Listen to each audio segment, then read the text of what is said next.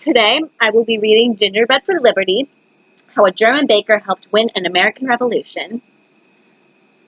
And it is by Mara Rockcliffe, and the pictures are by Vincent X. Kirsch.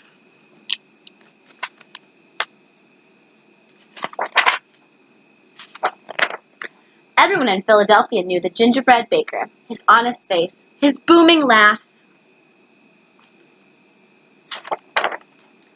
and of course, his gingerbread. The best in all the 13 colonies, his big flowery hands turned out castles and queens, horses and cows and hens, each detail drawn in sweet buttery icing with the greatest skill and care. And yet, despite his care, there always seemed to be some broken pieces for the hungry children who followed their noses to the spicy-smelling shop. "No empty bellies here," the baker bellowed. "Not in my America." For once upon a time, he had been young and hungry too, and he had followed his own nose to this new world, where a hard-working young man could open his own bakery and always have enough to eat. But now, something was in the air, besides the smell of baking gingerbread. Newspapers shouted, "Revolution! Independence! Liberty!" Boys rolled up blankets, shouldered guns, and kissed mothers goodbye. The baker hung his apron up. He dusted flour off his hands. "Where are you going?" asked his wife.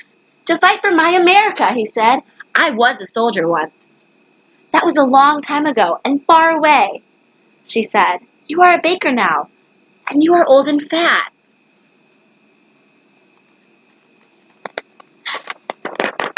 The baker knew his wife was right, but he knew that he loved his country.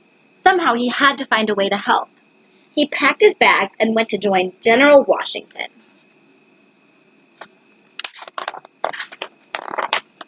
General Washington did not say the baker was old and fat. General Washington was too polite. Anyway, he had other troubles on his mind. "The men are threatening to leave. They say the food is terrible, and there isn't enough of it."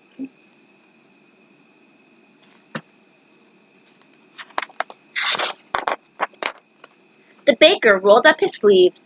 "No empty bellies here," he told General Washington. "Not in my America." But bigger trouble was on the way. Across the ocean, the King of England wrote to other rulers and hired their armies to help him squash the revolution. They're saying, "Your Majesty, those Americans think they can beat your redcoats." And then they're laughing. They go, "Ha ha ha ha ha." And then he goes, "What if they're right?" So, there's that. When the ship sailed into sight, even General Washington turned pale. Who had ever seen such an army? "Well, not me, definitely not me." And he says, "I have."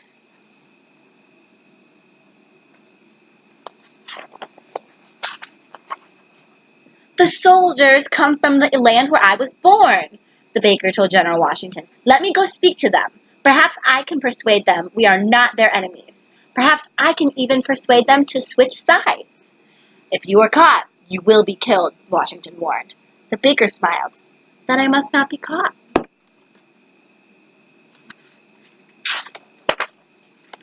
In the darkest hour of the night, he rowed across the bay. With each dip of his oars, he thought of words to win the soldiers over the American cause. Revolution, splash.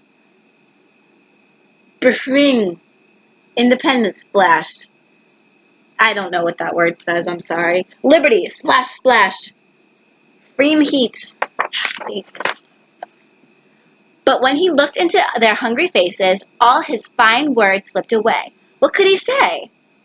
"I have a bake shop," he began. As the baker spoke, the soldiers seemed to see the fragrant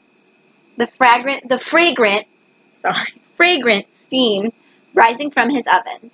They could almost smell the spicy gingerbread and taste the sweet buttery icing on their tongues. "And you always have enough to eat?" the soldiers asked. "No empty bellies here," the baker told them. "Not in my America."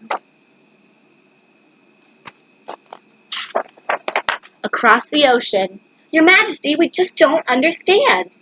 These hired armies seem to disappear."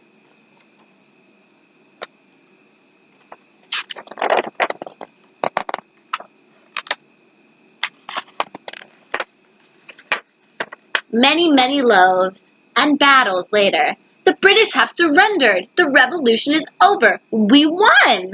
My work is done, the baker cried. Washington said, not quite.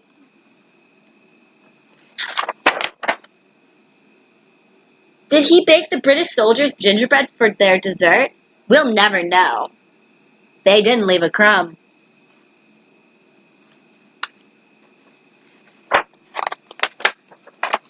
The end.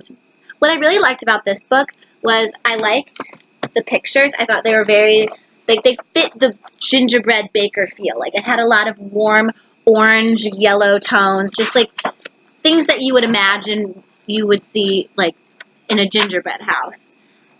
And I really liked how, like, the text, it varied, like it's slanted here. It's all pretty much on the same, it still varies. I'm joking. It's not, like, just on the same, like, wavelength. And I like that they have dialogue, too. I think that adds a lot to the book, and it can also, like, get children talking. I just overall thought this was a really cute book, and I thought it was very interesting. I love the baker. I think he's such a kind, warm-hearted fellow, and I would gladly eat his gingerbread. So, I recommend Gingerbread for Liberty.